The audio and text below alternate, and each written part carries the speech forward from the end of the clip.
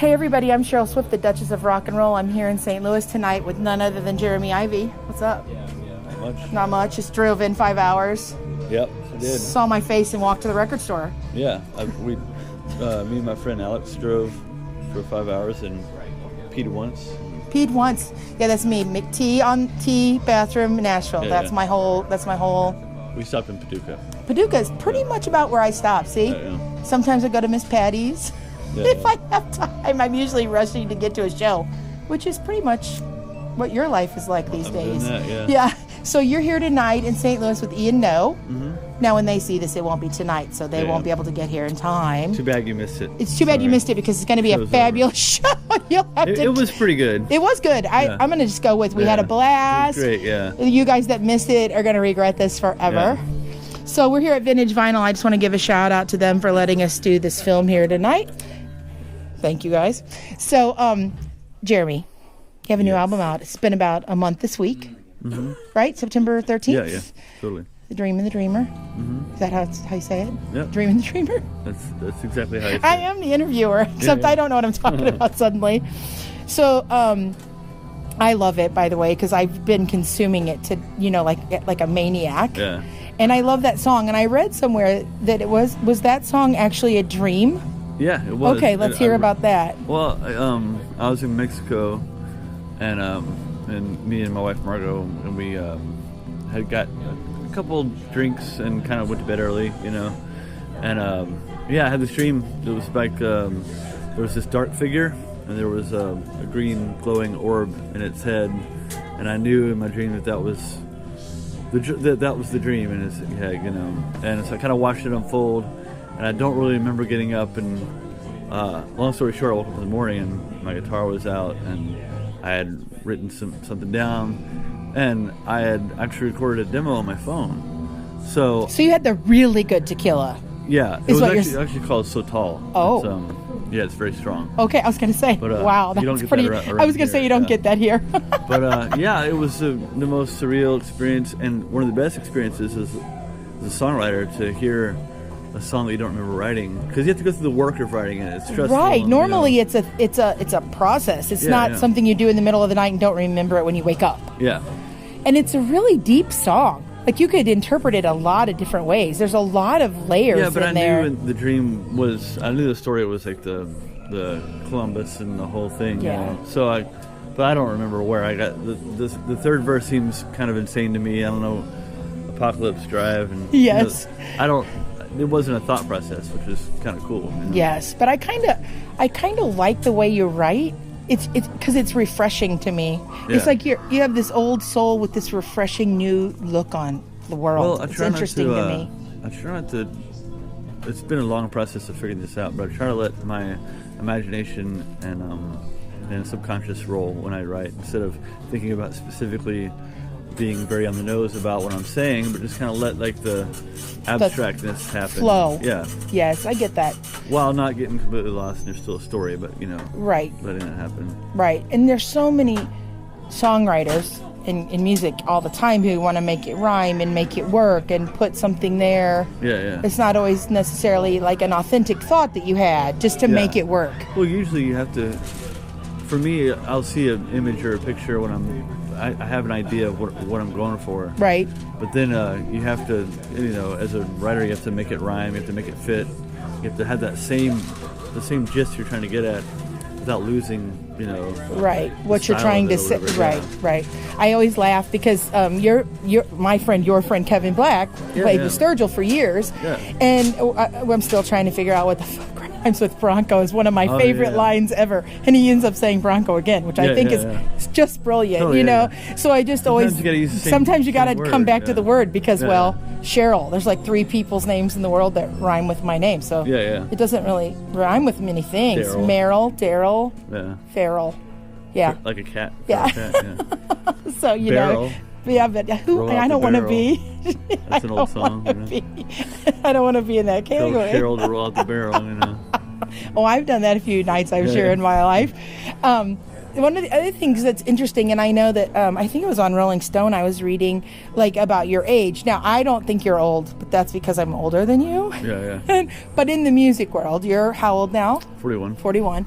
And so when you look at singers and songwriters, a lot of them have gone through the cycle, and at 41 are enjoying their career or going out of their career. I hit a plateau of some sort, yeah. Yeah. And you were 41. Yeah. New baby. New start, there's a lot of renewal and youngness. And so, I mean, I kind of think it's awesome that at your age, which I don't consider old. It is what it is. It's just I just never got around to it till now. So right. But I don't feel spent or at the end of anything. I feel like I have a lot of. I've already written and recorded a second record, and I've already written a third one. Oh, that's great. So I'm going to try to do one a year for a while until the juice runs out. Right. But right now I feel like the juice is there. So why not? Yeah. Why wouldn't you keep it going? And I heard you had a pretty cool producer.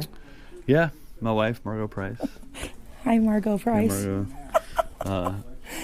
She it wasn't intentionally done that way. She just she's always been a huge supporter, and she was at the studio. And now, where did you record it at?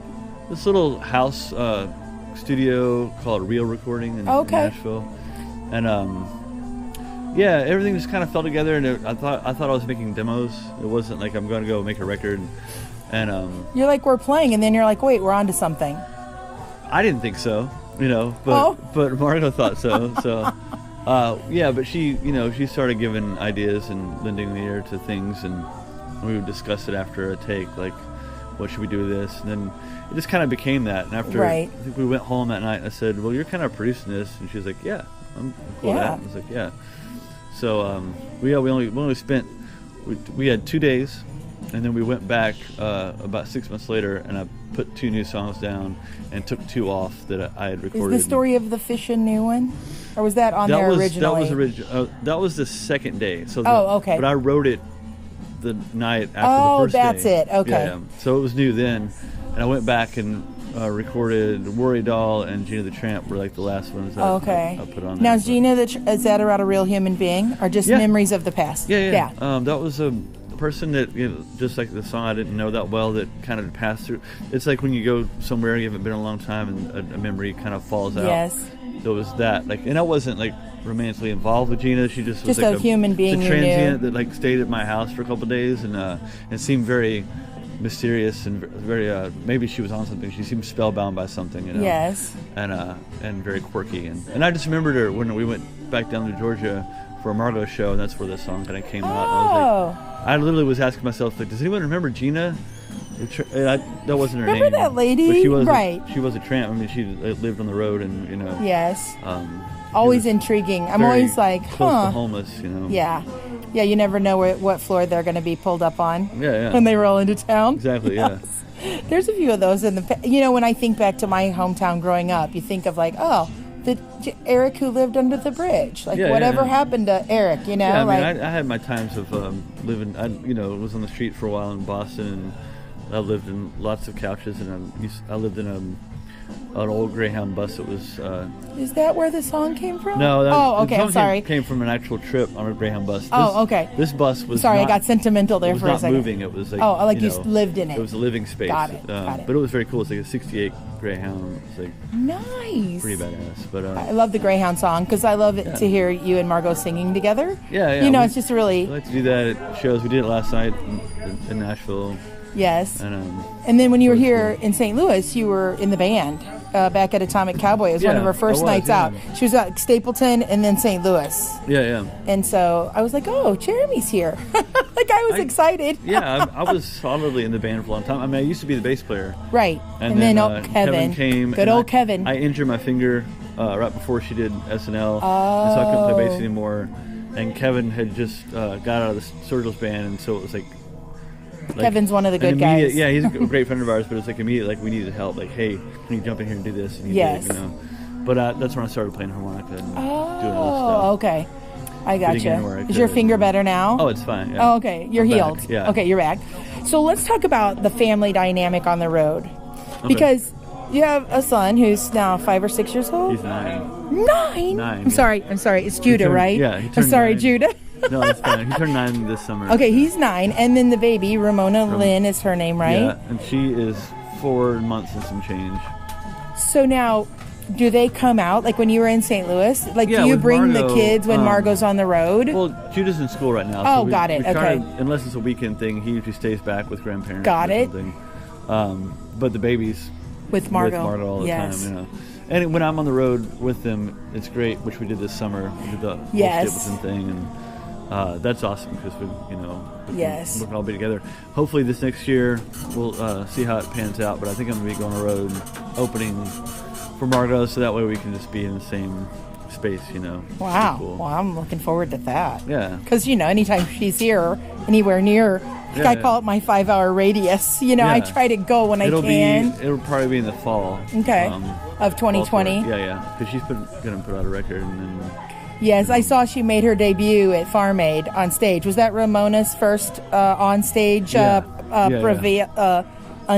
Her entrance to the entertainment world, yeah. Somebody sent me a picture, and I was like, oh, my God, that might be the cutest thing I've ever seen in my life. Yeah, she got to be on stage with Willie Nelson, which is going to be, when she's in her 60s, it's going to sound like the most insane, archaic thing, No one will even, they'll be like, what did you say? With Willie Nelson? You were where? It's going to be like, I jammed with Woody Guthrie or something. It's like, right, like people won't know what to make of that. Yeah. But sometimes really I tell stories about my life, like meeting artists and doing things, and people look at me and I'm like, I'm really telling the truth.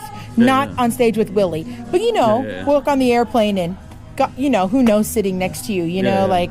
It's just funny. So the kids will have great, great, great memories and stories to tell. They'll be sitting around playing canasta, if there's even playing cards then. Yeah. I don't know. If anyone remembers what canasta is. Right. See, I just aged myself.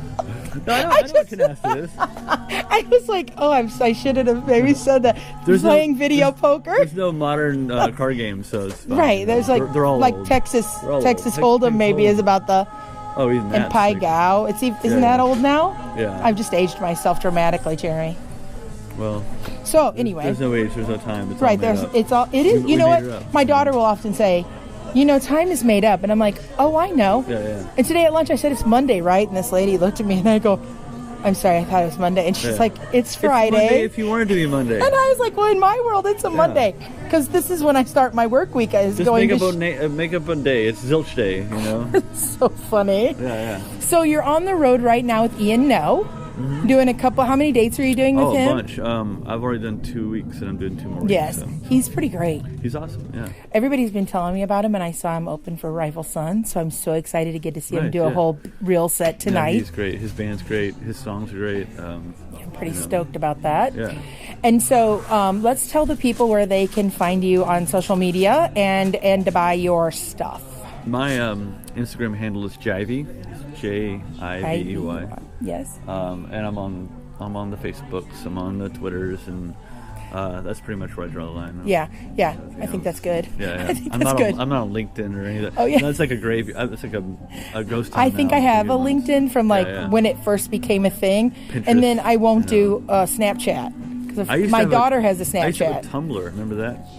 Oh, I don't think I ever had one. Tumblr was I liked it because I could write. I could do stories and poems and things. Okay. And it was kind of like a Facebook where people did artistic things. Oh, okay. See, that doesn't exist anymore because the arts are dying. Yeah. So here's the deal. Yeah. You should frequent your local record stores. You should. And you should buy merch from the band. And you should buy tickets to the shows. You should go out and get look, you can have the Transformer or something about Mary. Oh, I messed it up. Uh-oh. Jeremy's taking things apart here at Vintage Vinyl.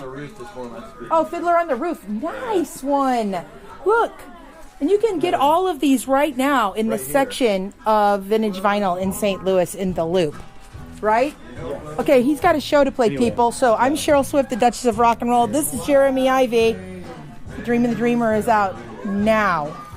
Go get it. Buy records. We will catch you all later. We wish you all peace, love, and rock and roll.